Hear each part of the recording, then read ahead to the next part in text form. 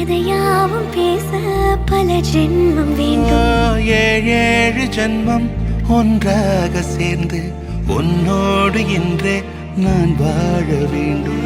காலம் முடியலாம், நம் காதல் முடியுமா?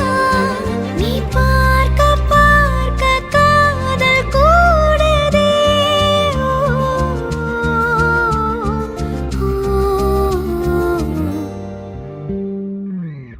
உன்னாலே என் நாளும் என் ஜீவன் வாழுதே.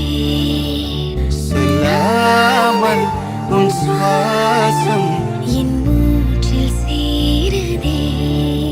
உன் கைகள் கோர்க்கும் ஓர் நொடி